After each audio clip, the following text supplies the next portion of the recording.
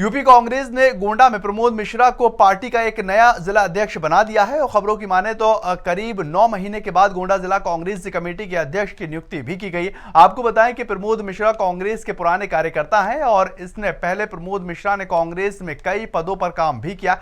जिला अध्यक्ष बनने के बाद प्रमोद मिश्रा ने टीएनपी न्यूज के साथ बातचीत की। क्या कुछ उन्होंने कहा, आपको सुनवाते हैं। नमस्कार दोस्तों, आप देख रहे हैं टीएनपी न्यूज।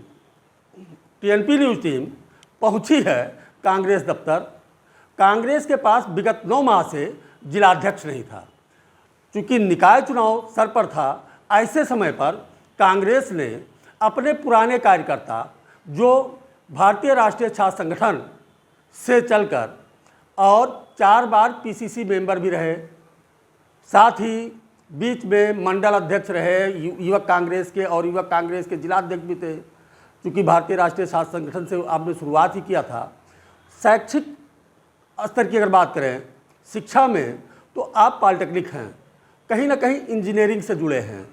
तो मैं प्रमोद मिश्रा जी से ही बात करूंगा कि कैसे कमज़ोर संगठन को उसके साथ कौन सी इंजीनियरिंग करेंगे कि कांग्रेस जनपद में खड़ी हो सके। तो मेरे साथ प्रमोद मिश्रा जी हैं।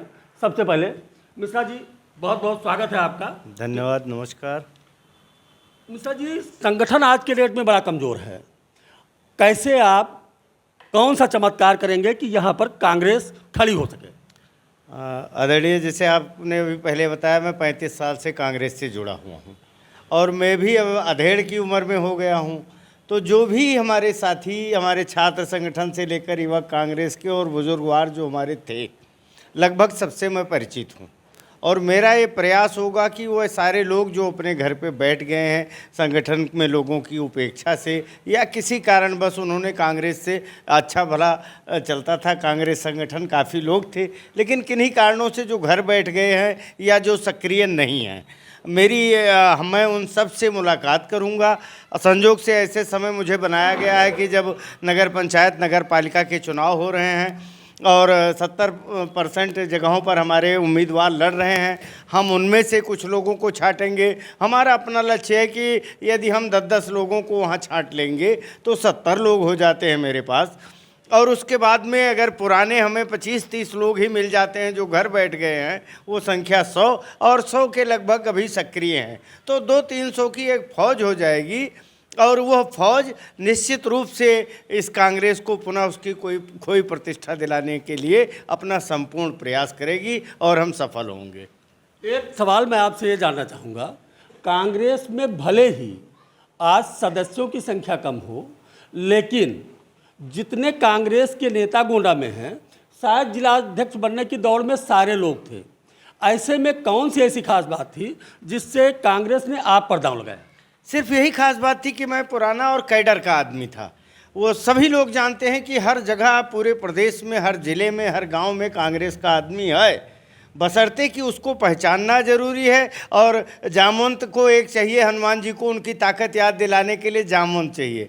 तो मैं चूंकि संगठन से 35 सालों से जुड़ा हुआ था, तो जामवंत के रूप में कि हनुमान को उनकी ताकत का एहसास करवा करके पुनः इस लंका विजय में रावण को हराने के लिए उन सब बांदर भालुओं को इकट्ठा किया जाए जो किसी के डर से, बाली के डर से, जैसे सुग्रीव छिपा हुआ था, विभीषण डरा हुआ बैठा हुआ था, तो उन सारे बांदर भालुओं को इकट्ठा करके, विभीषण तक को इकट्ठा करके मुझे रावण को पराजित करने का लक्ष्य मिला है और मैं अपना पूरा प्रयास करूँगा। मिश्रा जी, जानना ये भी चाहूँगा, क्योंकि कहीं ना कहीं कांग्रेस की लड़ाई ये भाजपा से होती है। भाजपा का संगठन बहुत मजबूत है, बूथ स्तर तक है। ऐसे में संगठन आपका कमज़ोर है। कांग्रेस की नीतियों को जन जन तक पहुंचाने के लिए क्या पॉलिसी रहेगी कांग्रेस की? देखिए, आपने कहा, दुष्यंत कुमार जी का एक शेर याद आता है कि जिंदा रहना है तो हालात से डरना कैसा, और जंग लाजिम हो तो लश्कर नहीं देखे जाते। आज़ादी की लड़ाई में भी अंग्रेज़ों के पास सारी व्यवस्थाएं थी, तोप थी, तमंचे थे और पूरी फौज थी, यहाँ तक कि हमारे भारतीय लोग भी उनके साथ थे। लेकिन हमने सत्य और अहिंसा के रास्ते पर चलकर गांधी और नेहरू जी के नेतृत्व में इस देश को उस फौज के, उस तोप के मुकाबले निहत्थे होकर के हमने हराया। अंग्रेज़ों को देश छोड़ना पड़ा। तो ये जो काले अंग्रेज आज राज कर रहे हैं, हमें संपूर्ण विश्वास है कि शिवाजी की तरीके से हम गुरिल्ला युद्ध करना पड़े, चाहे छापा मार युद्ध करना पड़े, निश्चित रूप से हम सफल होंगे, क्योंकि इनकी नीतियों से जन जन त्रस्त है। आप देख रहे हैं कि पटवारी से लेकर जिलाधिकारी तक, दीवान से लेकर कप्तान तक आकंठ भ्रष्टाचार में डूबे हुए हैं, और जिसका खामियाजा आम जनता को भुगतना पड़ रहा है। उनको कोई सामने दिख नहीं रहा है। जैसे उत्तर प्रदेश में हम 32 सालों से है ही नहीं हैं। समाजवादी और बसपा वाले हमारे वोटों को इधर उधर बांट ले गए, लेकिन अब उन्हें एहसास हो गया है। आजम खां का हश्र देख करके, मायावती की पार्टी का हश्र देख करके जब वो कहती हैं भाजपा के साथ, तो उन सारे लोगों की निगाह में सिर्फ एक ही नाम आता है कि एक अकेला, क्या कहते हैं कि एक ऐसा आदमी है मुल्क में, या यूँ कहें कि इस अंधेरी कोठरी में एक रोशनदान है, और वो कांग्रेस, उसके नेता राहुल गांधी, मल्लिकार्जुन खड़गे जी, जो सदन से लेकर सड़क तक इस सरकार की जाति के खिलाफ, महंगाई के खिलाफ, बेरोजगारी के खिलाफ अपनी बात को उठाते हैं। अब जब हम बात उठाएंगे कि किसान पीड़ित है, कि उसका जिसके 2022 में उन्होंने कहा था किसानों की आय दुगनी कर देंगे, पैदावार ही आधी हो गई। जहां 5 कुंटल पैदा होता था बीघे में, वहां 2.5 कुंटल पैदा हो रहा। आवारा जानवरों का प्रकोप इतना ज़्यादा है, बेरोजगार नौकरी नहीं पा रहा है, भर्ती निकलती है तो पर्चा आउट हो जाता है, पर्चा अगर नहीं भी आउट हुआ तो कोर्ट में चली जाती है, बेरोजगार इसमें परेशान है। उसके बाद में आप आइए, व्यापारी ये गब्बर सिंह टैक्स से परेशान है, हर आदमी परेशान है। बस उसको कोई रास्ता नहीं दिख रहा है कि हम किधर चलें। हम उसको दिखाएंगे कि हमारे नेता सदन में संघर्ष कर रहे हैं, हम लोग आपकी बात को उठाएंगे निश्चित रूप से, और वो हमारे साथ आएंगे। अध्यक्ष जी, जैसा आपने बताया, ठीक है, बड़ी अच्छी नीतियां आपकी रही, और भाजपा की नीतियां अच्छी नहीं हैं आपके अनुसार। क्या कारण रहा कि 2014 में आप हार का सामना करते हैं, और तब से आप लगातार नीचे की तरफ ही जा रहे हैं?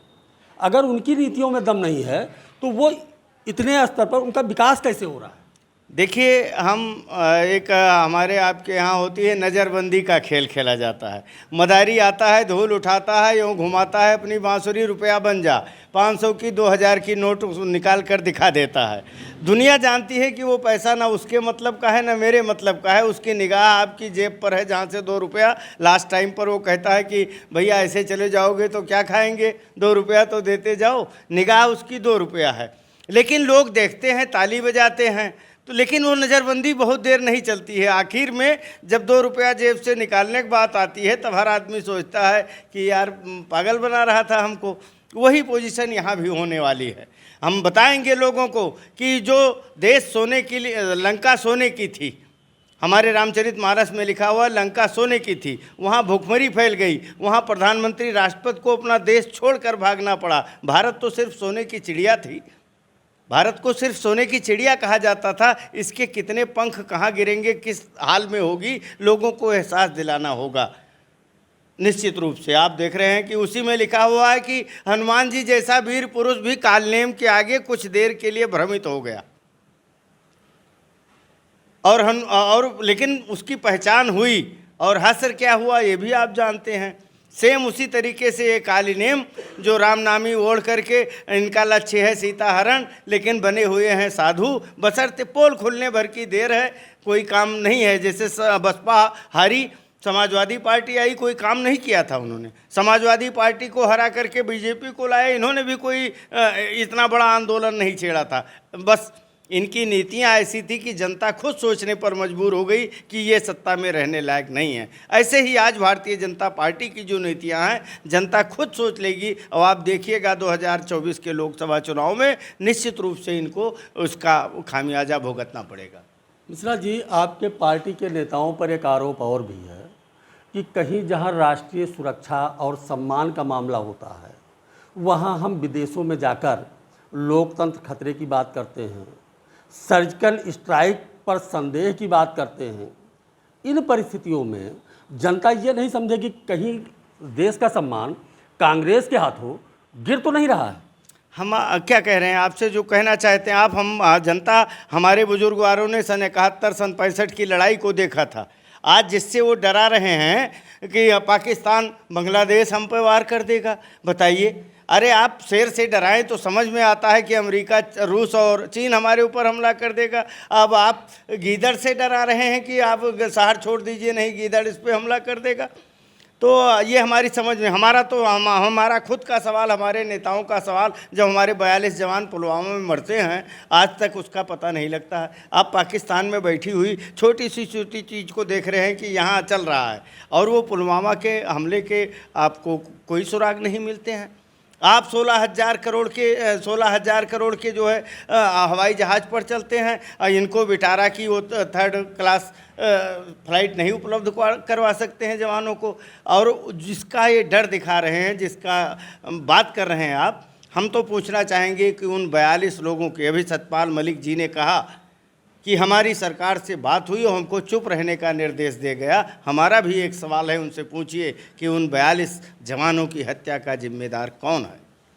कहा यह भी गया कि आपके पार्टी के प्रधानमंत्री काफ़ी लोकप्रिय रहे, लेकिन वो जब विदेश गए उनको वो सम्मान नहीं मिला जो आज के डेट में जो प्रधानमंत्री हैं इनको विदेशों में मिल रहा है। तो कहीं ना कहीं देश सम्मानित महसूस करता है जब हमारे प्रधानमंत्री का सम्मान होता है।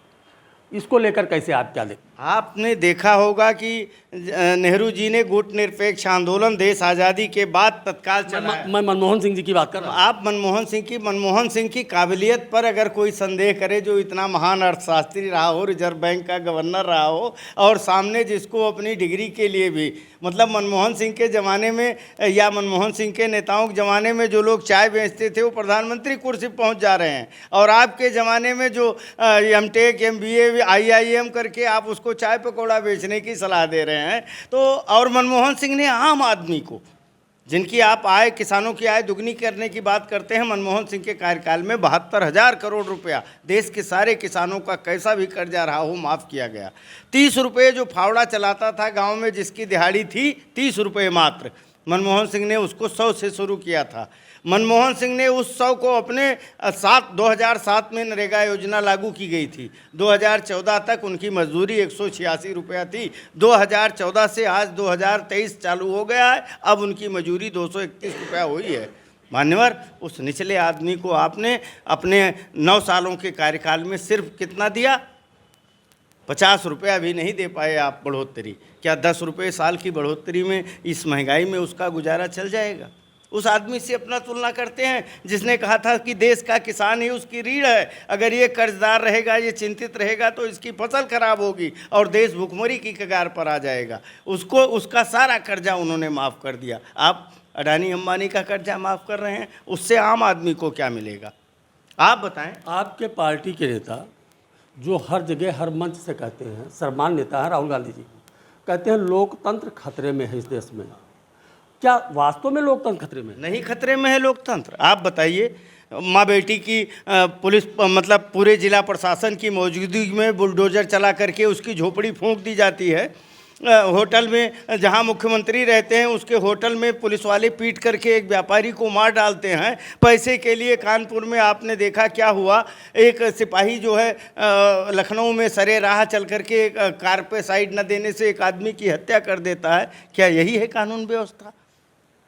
पुलिस हिरासत में नहीं, अदालत की हिरासत में जो आदमी हो, 20 लोग उसकी सुरक्षा कर रहे हों, 3 मवाली आते हैं गोली मार देते हैं। क्या यही है आपकी कानून व्यवस्था? तो क्या माना जाए, एक कांग्रेस कार्यकर्ता जो अतीक अहमद की समाधि स्थल तक जाता है और वहाँ कहता है कि अतीक मैं आपको भारत रत्न दिलवाऊंगा, क्या ये सही है? ये सही कांग्रेस है? देखिए, अब उस कार्यकर्ता के ऊपर जो होना था पार्टी ने किया, उसको पार्टी से निकाला गया। हम किसी गलत के साथ नहीं हैं, लेकिन देश कानून से चलेगा, संविधान से चलेगा। ये वो देश है जहां 47 में आज़ाद होता है, 48 में महात्मा गांधी की हत्या होती है, उनके हत्यारे को गोली नहीं मारी जाती है।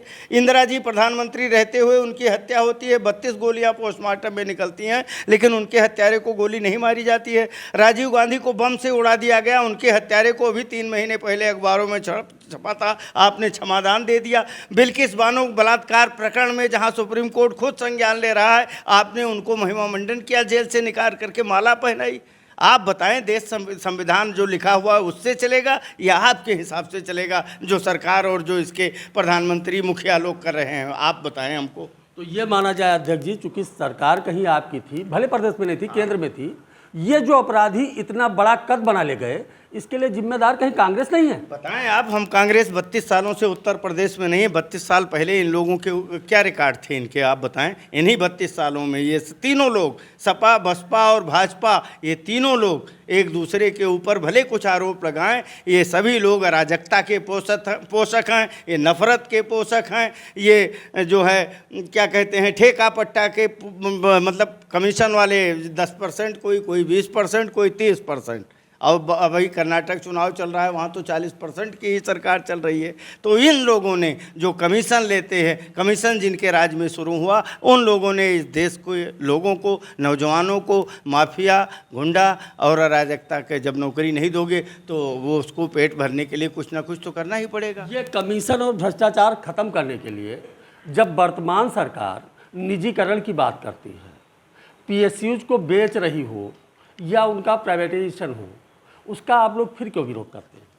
आप देखिए, ये हमारा जो क्या कहते हैं कि ये रत्न थे, इनको हमारे लोगों ने बड़ी मेहनत मशक्क़त से बनाया था। आपने देखा कि आपके खुद हमारे गोंडा ज़िले में ITI मनकापुर थी, 10,000 लोग काम करते थे प्रत्यक्ष रूप से और 20,000 लोग अप्रत्यक्ष रूप से उनको भोजन, पानी, सब्जी, दूध बेचने का काम करते थे। उन लोगों के परिवार भी पलते थे। और उससे क्या हुआ? उसके बराबर कोई फैक्ट्री निजीकरण की ही आती तो मैं समझता, लेकिन ITI मनकापुर ख़त्म हो गई। आज वहाँ मात्र 500-700 कर्मचारी हैं, वो भी मजबूरी में हैं, कुछ बना ही नहीं रही है। हमारा रेल रहा हो, चाहे सेल रहा हो, चाहे वेल रहा हो, हमारा जो है उसका एक अपना स्थान था। और आप जो नौजवान पढ़ाई लिखाई करके इतनी मेहनत करके सरकारी नौकरी की इच्छा रखता है, अगर वो आप सार्वजनिक उपक्रम करें उसको, लेकिन आप किसी के हाथों, आप चरण सिंह का एयरपोर्ट था, आपने अडानी एयरपोर्ट कर दिया। वंदे भारत रेल चला रहे हैं, आपने जो नफ़ा की गाड़ी होगी उसको आप अडानी को भेज देंगे, और बाकी सब भाई रेल हम लाइन हमारी है, स्टेशन हमारा है, व्यवस्था हमारी है, और उस पर लिखे है अडानी रेल, उस पर लिखा है अडानी एयरपोर्ट। हम इसके विरोधी हैं कि व्यक्ति विशेष का। ईस्ट इंडिया कंपनी ने क्या किया था जब वो आई, और उसने पहले उद्योगों को ही तो अपने कब्जे में लिया और फिर धीरे धीरे पूरे देश को अपने कब्जे में ले लिया। उसके विरोधी हैं, न कि इनके जो ये बातें करते हैं उसके विरोधी हैं।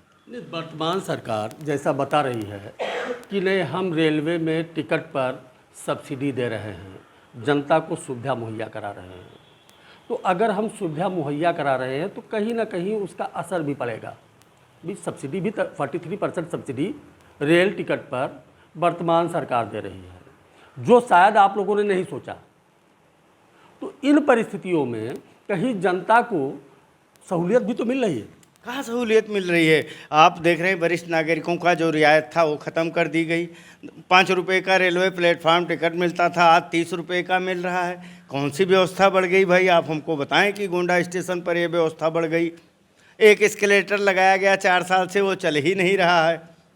हम तो नहीं देख रहे हैं कि कोई व्यवस्था स्पेशल हो गई। आज सारे ना एस्केलेटर चल रहा है, ना पानी पीने का जो है वो चल रहा है, और आप कह रहे हैं और टिकट का दाम, प्लेटफार्म टिकट का दाम 30 रुपये हो गया। बुजुर्गों की रियायत ख़त्म कर दी गई। कैसे? कोरोना काल में आप देखें रेलगाड़ी ही बंद कर गई। जो पैसेंजर ट्रेन थी नुकसान करती थी, उन गाड़ियों को आप बताएं चल रही है 2 सालों से। इसी बहाने, कोरोना का बहाना लेकर, ये बहाना लेकर के उनको बंद कर दिया गया। जो दैनिक यात्री थे वो बेचारे फेल हो रहे हैं। बार बार ये होता है। बार हो रही थी कि लखनऊ से गोंडा तक मेमू ट्रेन, चुनाव हो रहा था उसके पहले से चल रही थी, लोकसभा चुनाव से, आज तक उसकी हरी झंडी क्यों नहीं दिखाई गई? आप बताएं। ये डबल इंजन की सरकार, जहां कम से कम लोग आज ये मान रहे हैं कि अपराधियों का बोलबाला समाप्त हो रहा है। अपराधी आज के डेट में या तो बिल में छुपे हुए हैं या प्रदेश छोड़कर बाहर हैं। जनता राहत की सांस ले रही है। औरतों को कहा जा रहा है कि रात में 12 बजे भी वो आराम से घूम सकती है। तो क्या बुलडोजर की नीति ये आपको सही नहीं लगती? हमने पहले ही कहा आपसे कि देश संविधान से चलेगा, उसमें बुलडोजर की कोई जगह नहीं है। और न संत की यह भाषा है, न संत की एक भाषा की मर्यादा है, उसकी मर्यादा है, अपने गद्दी की मर्यादा है। ये बुलडोजर न संविधान में कहीं लिखा है, न बुलडोजर से देश चल सकता है। आप बुलडोजर सिर्फ और सिर्फ ध्वस्त कर सकता है, कुछ बना नहीं सकता। हम निर्माण की बात करते हैं, आप ध्वंस की बात करते हैं। हमने इस देश को जो कुछ बनाया था हमारे नेताओं ने, आप उसको बेचते हैं। अब तो हम लोगों को कुछ बताने में भी शर्म आती है, चुपचाप रह जाते हैं कि बताएंगे तो अगले दिन वो भी बिक जाएगा। कहा यह भी जा रहा है कि जो 70 साल में आप नहीं कर पाए वो इधर 9 साल में हो चुका है। निश्चित रूप से हम 70 साल में ये नहीं कर पाए, इतनी बड़ी बेरोजगारी दर नहीं दे पाए, इतना सरसों के तेल का दाम नहीं दे पाए, इतने महंगा गैस सिलेंडर नहीं बेच पाए, इतना बेरोजगारी नहीं दे पाए, इस तरीके से परीक्षाओं में पर्चा आउट और क्या कहते हैं कि कोर्ट में भर्तियों को नहीं दे पाए। तो ना हम इनका अनुकरण करना चाहते हैं। हम चाहते हैं कि जिस देश में 33 करोड़ लोगों को देश आज़ादी के समय खाने का अन्न नहीं था, जब हमने छोड़ा तो 1 अरब 33 करोड़ लोगों को फ्री में बांटा जा रहा था। जिस देश में अस्पताल नहीं थे वहाँ हमने पीएचसी बनाई, यानी हर ब्लॉक में हमने अस्पताल को खड़ा किया। राजीव गांधी विद्युतीकरण के तहत हर गांव में विद्युतीकरण करवाया। राजीव गांधी पेयजल योजना के तहत हर गांव में पानी उपलब्ध कराया। हमारी मूलभूत आवश्यकताएं जो थी, व्यक्ति की पहली आवश्यकता है रोटी, फिर कपड़ा, फिर मकान। हमने 33 करोड़ जिनको खाने का नहीं था, 1 अरब 33 करोड़ को रोटी दी। हमने उनके शिक्षा की व्यवस्था, कपड़े की व्यवस्था कराई। आज जो उत्तर प्रदेश का मैनचेस्टर कानपुर था, लाल इमली, जूट मिल, 20 मिलें थी, और जब सायरन बजता था तो 20,000 लोग साइकिल से वो श्रमिक चलते थे। आज वो कानपुर अपनी दुर्दशा पर आंसू बहा रहा है। औद्योगिक राजधानी थी उत्तर प्रदेश की कानपुर, आज कहाँ है आप बताएं। हमने इंदिरा आवास योजना लगाई थी और जिनके पास छत नहीं थी, आज गली गली किसी गांव में आप चले जाएं, किसी एक आदमी लाए ढूंढ करके जो कहे कि बिना कुछ दिए हमको मिला। 10,000 20,000 इस तरीके को वसूली हो रही है उन गरीबों से। फिर शिक्षा, सुरक्षा, स्वास्थ्य की बात आती है, हमने सारे सिस्टम को डेवलप किया। आज वही है। कोई नया थाना बना हो आपके ज़िले में हमको बता दे, कोई थाना नहीं बना। तो सारी चीज़ें जब वही इंफ्रास्ट्रक्चर है तो आपने क्या बनाया महोदय, आप बताएं कि हमने ये तैयार किया। अगर लोकल समस्या की बात करें, लोकल मुद्दा है, हमारे यहाँ एक शुगर मिल है बजाज, जो किसानों का पैसा नहीं दे रही है। कांग्रेस पार्टी भी ज़िले में है, आज तक आप लोगों ने आवाज़ नहीं उठाई। किसानों का पैसा मिलना चाहिए, कभी धरना प्रदर्शन नहीं किया, सड़क पर कोई संघर्ष नहीं दिखा। ऐसा क्यों? आपको भले ना दिखा हो, लेकिन हमने वो बात उठाई। आप निश्चिंता के साथ हमारे ज्ञापन देख लें। अभी 15 दिन पहले चुनाव की घोषणा के जस्ट पहले मैं स्वयं मौजूद था। दुबे जी हमारे साथ बैठे हैं, ये भी थे कि हमने कलेक्टर को इस बात के लिए कहा था कि अगर 15 दिन में पैसा नहीं मिलेगा तो भले ही हम 10 लोग हों, जिलाधिकारी के कार्यालय पर धरने पर बैठ जाएंगे अनिश्चितकालीन। लेकिन आज जो चुनाव लड़ रहे हैं, जो तीसरे इंजन की बात करते हैं, डबल इंजन में 3 इंजन की ज़रूरत पड़ेगी वो पैसा दिलवाने में बजाज से। आप बताएं उन्होंने क्या किया? जो आज किसानों के हमदर्द बने हैं, जिन्होंने 2022 तक किसानों की आय दुगनी करने का वादा किया था, उन्होंने उन किसानों का पैसा दिलाने के लिए क्या किया? हम तो विपक्ष में भी नहीं हैं उत्तर प्रदेश में, हम अपनी बात ही कह सकते हैं और उसको कहते रहते हैं। लेकिन पक्ष और विपक्ष जो दोनों लोग 2 तार खींचे हुए हैं कि तुम हिंदू खींचो हम मुस्लिम खींचें और बल्ब जला लेंगे, बाकी कांग्रेस वाले फेल हैं, उन लोगों ने क्या किया आप जरा एक बार उनसे भी। किसान और उनके साथ अन्य दूसरे संगठन के लोग भी गए, धरना प्रदर्शन किया, कहीं ना कहीं वो प्रशासन से लड़े, शासन से मांग रखी, लेकिन कांग्रेस उसमें नहीं दिखी। नहीं, आपको भले ना देखी हो, लड़ाई की शुरुआत कांग्रेस ने ही की थी। हमारे पूर्व जिलाध्यक्ष और दिलीप शुक्ला जी, उस लड़ाई की शुरुआत उन्होंने ही वहाँ जो है पूरा एक 3 बोझ गन्ना फूंक करके लड़ाई की शुरुआत की थी। बाद में लोगों ने सोचा कि अरे ये तो कांग्रेसी 5 आदमी मिलकर ये पूरा मुद्दा ही उठाए ले जा रहे हैं। तब उसमें अवध केसरी सेना आ गई और दुनिया भर के लोग आ गए, लेकिन लड़ाई की शुरुआत तो हमने ही किया। अच्छा, अभी एक हाल में एक घटना हुई, अतीक अहमद की हत्या होती है उसके भाई अशरफ के साथ। क्योंकि वो सांसद भी रहा, उसका भाई विधायक भी रहा, पुलिस का अभिरक्षा में अगर किसी की हत्या होती है, इसको कैसे देख रहे हैं? मैंने यही तो, जो लोग ये ढिंढोरा पीट रहे हैं, जैसे हमारे प्रधानमंत्री जी और मुख्यमंत्री जी और पूरे यहाँ से पूरे देश में गा रहे हैं, उत्तर प्रदेश की कानून व्यवस्था की सबसे चौकस है। अभी आज के अखबार में हमने देखा कि गुंडों माफियों के लिए कोई जगह नहीं है। अरे भाई, उसको उसके जैसा बनने के लिए आपकी कानून व्यवस्था निश्चित रूप से हर मोर्चे पर फेल है, ये उसका उदाहरण बता रही है। बाकी किसका क्या हो रहा है, कौन मरता है, गैंगस्टर होती है, हम लोग उसमें नहीं। हमारी पार्टी, आप देख रहे हैं, गांधी जी ने अंग्रेज़ों से लड़ाई लड़ी, वहाँ भी अहिंसा का रास्ता अपनाया। हमारी संस्कृत, सनातन संस्कृत, अंगुलमाल जो सबका सर काटने के बाद उंगली पहन लेता था, गौतम बुद्ध के सामने आया तो उन्होंने किसी से नहीं कहा कि चढ़ चलिए उसके ऊपर, उन्होंने कहा आने दीजिए। लेकिन जो कांग्रेस का इतिहास है उसमें गरम दल और नरम दल दोनों दल रहे हैं, क्या एक दल का अभाव नहीं दिख रहा? नहीं, आपने जो बात कही बिल्कुल सही है, लेकिन उस गरम दल की बात, जैसे आपने देखा मेरे ऊपर फोटो लगा है सुभाष चंद्र बोस जी का और नेहरू जी का, दोनों लोग हैं सामने। सुभाष चंद्र बोस जी उसको नहीं पसंद किए, उन्होंने कहा नहीं, संघर्ष के बिना हम सफलता नहीं हासिल कर सकते हैं। लेकिन हमारे नेताओं ने कहा नहीं, हमारा जो रास्ता है अहिंसा का। दोनों लोग थे और दोनों लोगों का लक्ष्य एक था। एक के लक्ष्य को हमने देखा कि जब आप उस रास्ते पर जाएंगे तो आप भी, जब किसी के ऊपर वार करने जाएंगे तो वार पलटकर आपके ऊपर भी हो सकता है। इस महान नेता को हमें खोना पड़ा उनके रास्ते पर, और दूसरा नेता अपनी लड़ाई में सफल भी हुआ और इस देश को बनाने का काम किया। अच्छा, क्या मानते हैं ये सरकार किस तरीके से काम करे तो जनता को विशेष राहत मिले? जो आपने कहा, आप राम राज्य की परिकल्पना की बात करते हैं, आप राम राज्य की बात करते हैं, आप किसी को पर्चा नहीं दाखिल करने देंगे, पता चला कि उसकी साड़ी खोल देंगे आप, जिसका पर्चा दाखिल करने जाएगा वो। अपनी लखीमपुर की घटना आपने देखा। किसानों के बात करते हैं आप, आपका गृह मंत्री किसानों के ऊपर भरे महफिल में अपनी थार चढ़ा देता है, आपकी कोर्ट उसको जमानत दे देती है। आज तक आप जो सामने दिख रहा है आप उसको भी नहीं देखना चाहेंगे तो कैसे व्यवस्था दुरुस्त होगी? मान्यवर, जो गलत है, अभी देखें आप, इंटरनेशनल पहलवान दिल्ली में जंतर मंतर पर 3 महीने से संघर्ष कर रहे हैं, उनकी कोई FIR नहीं, आज सुप्रीम कोर्ट हो जा रहे हैं। मान्यवर, सड़क पर नहीं, लफाजी से काम नहीं चलेगा। आपको जिस राम राज्य की आप बात करते हैं, उस राम राज्य का 1% तो आप लाएं। तो क्या माना जाए, इन लड़ाइयों में चाहे कुश्ती संकी हो या जो आप बता रहे हैं, क्या कांग्रेस सम्मिलित होगी? निश्चित रूप से होगी, निश्चित रूप से।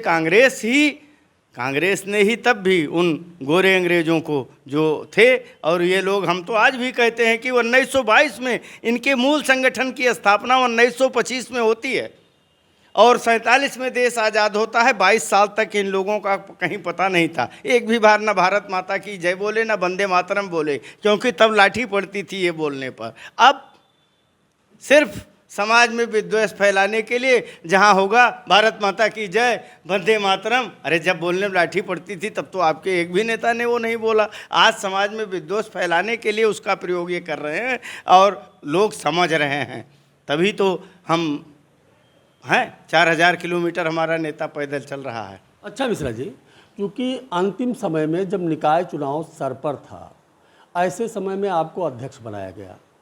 हमें लगता है हर सीट पर आप कैंडिडेट भी नहीं दे पाए हैं, क्या रणनीति रहेगी आगे भी? नहीं, हम 14 तारीख को बनाए गए हैं अध्यक्ष और 17 नामिनेशन की लास्ट डेट थी। संगठन आप देख रहे हैं 9 महीने से ज़िले में नहीं था। इसके बाद भी हम 70% नंबरों से पास हैं। क्या 70% नंबर? 60% के बाद फर्स्ट डिवीज़न होता है। 100 में 100 नंबर किसी को मिलता नहीं है। मैं अपने प्रयास में और अपने नंबरों से संतुष्ट हूं। आप देख रहे हैं आज हाई स्कूल इंटर का रिजल्ट आया है। जो लड़के 70% नंबर पाए हैं उनके परिजन और वो खुद भी अपने को गौरवान्वित महसूस कर रहे हैं। और अच्छा हम कर सकते थे और अच्छा करने का प्रयास करेंगे। और आप देखेंगे कि ये हमने अपने प्रांतीय नेतृत्व से, हमने प्रदेश अध्यक्ष जी से सिर्फ 3 महीने का समय मांगा है कि यह 3 महीने में मैं गोंडा में कांग्रेस को पुनः आपकी मंशा अनुरूप नहीं खड़ी कर पाता हूं, तो आप किसी दूसरे को चार्ज दे दीजिएगा, मैं अपने को उन्हीं के साथ एडजस्ट कर लूँगा, मुझे कोई एतराज़ नहीं होगा। तो राष्ट्रीय नेतृत्व और प्रदेश के नेतृत्व का सहयोग कैसा माना जाए आपके साथ? नहीं, हमारे साथ पूरा सहयोग है। उन्होंने मुझे फुल फ्लैश किया कि आप जाइए, जिसको मर्जी उसको टिकट दीजिए, जिसे मर्जी उसे लड़ाइए, जवाबदेही आपकी होगी जब चुनाव का रिजल्ट आएगा तब। हम आपको फ्री दे रहे हैं, फ्री हैंड। और उन्होंने मुझे सारा सिंबल इकट्ठा बिजलाल खाबरी जी ने हमको दे दिया और हम उनके मंशा पर अब चुनाव का रिजल्ट आने तक इंतज़ार करें। हम अपना संपूर्ण प्रयास कर रहे हैं हर जगह जा कर के। आपने देखा हमने किसी को गोंडा नहीं बुलाया टिकट के लिए, जहाँ भी देना था मैं वहाँ गया, उनके लोगों को बीच में उनको टिकट दिया गया। हम भी पूरा प्रयास कर रहे हैं और प्रांतीय नेतृत्व ने मुझसे कहा है कि जहाँ भी हमारी ज़रूरत हो या किसी की ज़रूरत हो आप बताएं, हम तत्काल वो व्यवस्था आपको उपलब्ध कराएं। क्योंकि कांग्रेस के कार्यकर्ता सक्रिय या सामान्य, साथ में पदाधिकारी, क्योंकि पदाधिकारियों से तो आप मीटिंग कर लेते हैं, जो सामान्य सदस्य हैं आपके, जो गांव में हैं, आपके मीटिंगों में नहीं आते, उनको आप क्या बताना चाहेंगे जनता के लिए वो कैसे क्या करें, कैसा बिहेव हो, कैसे वो लोगों को बताएं कि कांग्रेस भी थोड़ा सुदृढ़ हो? अब उनके लिए हम तो पहली बात तो उनको सबसे संपर्क करने का प्रयास करेंगे। बाकी कांग्रेस कार्यकर्ता जहाँ भी है वो चौराहे पर खड़े होकर के चाय की दुकान पर, पान की दुकान पर इस बात की लड़ाई लड़ता है कि हम बावफा थे इसलिए नज़रों से गिर गए और शायद तुम्हें तलाश इसी बेवफा की थी। उसको तो सिर्फ इतना ही बताना है कि भैया 400 के सिलेंडर में आप नहीं खुश थे, अब 1200 वाला अच्छा लग रहा है। आप 55 रुपये वाले पेट्रोल में नहीं खुश थे, 100 वाला क्या 5 किलोमीटर फालतू एवरेज दे रहा है। आप 40 की चाय पत्ती में नहीं संतुष्ट थे, 75 वाली आपको अच्छी लग रही है। तो यह सिर्फ सवाल करना है जनता से। अब हम 32 साल बाद जवाब मांगने के लिए उनसे जाएंगे और उनके पौरुष को, उनकी ताकत को ललकारेंगे। क्यों भाई, यही तय था। उनसे पूछेंगे जो रात भर, जो किसान दिन भर काम करता था, रात को आराम से सोता था, अब लाठी लेकर के वो अपने फसल की रखवाली कर रहा है, नहीं दिन भर जो बोया है वो रात को ख़त्म हो जाएगा। उससे पूछेंगे क्या इसी की उम्मीद थी आपसे? ये लोगों की हर उम्मीदों पर जो फेल है, सिर्फ उनको ये पूछना है। हमको तो अब टांट करना है, क्यों भाई साहब इसीलिए बनाया था आपने। और वो खुद, हम तो स्वयं चलते हैं बराबर, आप देखते हैं 30 किलोमीटर दूर से मैं आता हूँ, कम से कम 5 चौराहा चलता है। और मैं कहता हूँ कि क्यों भैया बहुत अच्छी चल रही है ना, 1400 वाला सिलेंडर क्या 2 महीने चलता है, 400 वाला 1 ही महीना चलता था। तो वो लोग खुद शर्मिंदा होते हैं, नजरें झुक जाती हैं, उनकी जवाब नहीं होता है उनके पास। तो आप हैं कांग्रेस जिलाध्यक्ष प्रमोद मिश्रा जी, जिन्होंने बड़ी बेबाकी से अपनी बातें रखी कि कैसे हम संगठन को सुदृढ़ करेंगे और जन जन तक मैं कांग्रेस की नीतियों को पहुंचाऊंगा। साथ ही इस सरकार की जो विफलताएं हैं उस पर भी आपने बड़ा करारा तंज कसा। TNP न्यूज़ गोंडा के लिए भूपेंद्र द्विवेदी।